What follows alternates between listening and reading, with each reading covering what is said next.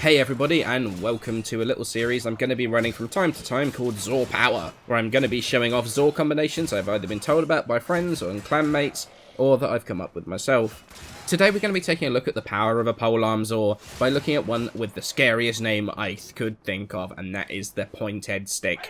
Can't we do something else for a change? Like someone who attacks you with a pointed stick. Pointed sticks?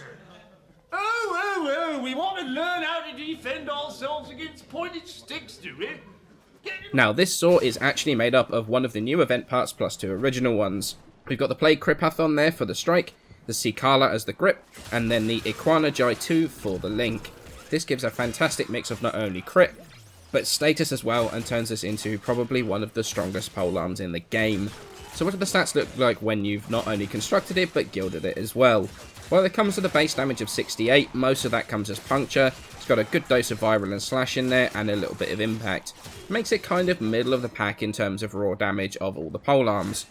But its supporting stats are really what starts to set it apart. Crit chance of 18% and a critical damage multiplier of 220% means that you are going to be able to make a Blood Rush build work incredibly well on here.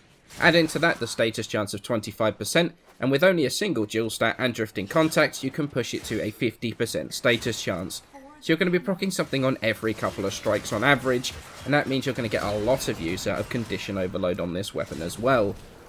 Now the great thing about this is that the crit chance is high enough that you don't only have to rely on maiming strike to make a crit build work on here, and especially with the fact that you've got a 1.2 attack speed before any attack speed mods, it's going to stack Blood Rush super quickly and give it a fantastic base for Berserker to work from. The 8 meter range that it has with primed reach is also going to help build stacks super quickly, so pretty much everything is working in perfect synergy to make this a super powerful weapon. Now the stance I decided to go with, Shimmering Blight. It's quick, highly maneuverable, very free flowing. It's fantastic for building stacks and doesn't feel quite as clunky as the other two stances in my opinion. It's by far my favourite of the three, but to be honest, it is going to come down to your personal preference as to which one you prefer. So the build, there's 4 Former on here. I changed the stance to match Shimmering Blight. I've also got 4 Vs on here as well, and you actually get 1 from gilding the actual weapon itself.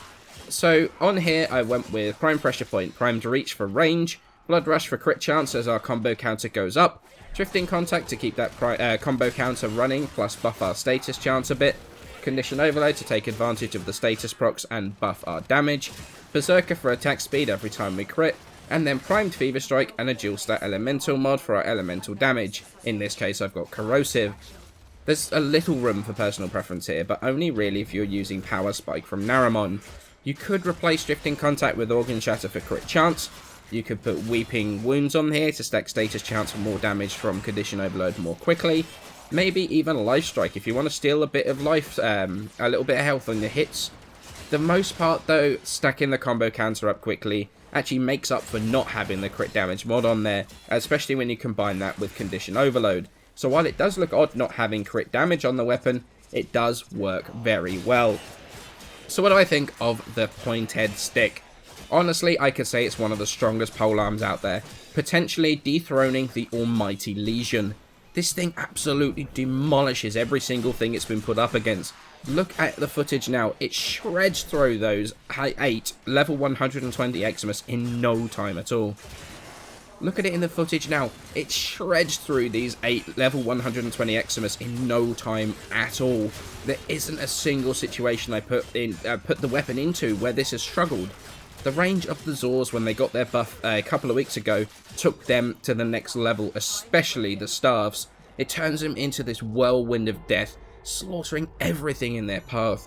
I've been playing with a couple of Zaws, the Pointed Stick is but one of them, the second actually comes in a video tomorrow.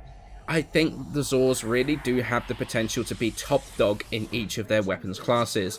It's going to take some time to play around with combinations and work out what's going to be the best. I was originally slightly skeptical about Zaws, but honestly, I'll be perfectly honest, I thought they were going to be an expensive side grade to a lot of weapons at best, rather than ones that could actually lead the way in their class. But I'm extremely happy to say that I was wrong about that. The Pointed Stick is definitely worth taking a look at if you like your polearms. This is power in a fantastic package and will easily deal with everything that you're going to throw at it. Honestly, this gives the Legion a run for its money.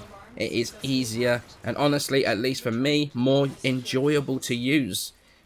Because you don't have to spam slide attacks to actually get this to work. This is one that one of my clan mates put me onto, and I have been loving it ever since. Give it a go, I think you're going to enjoy it.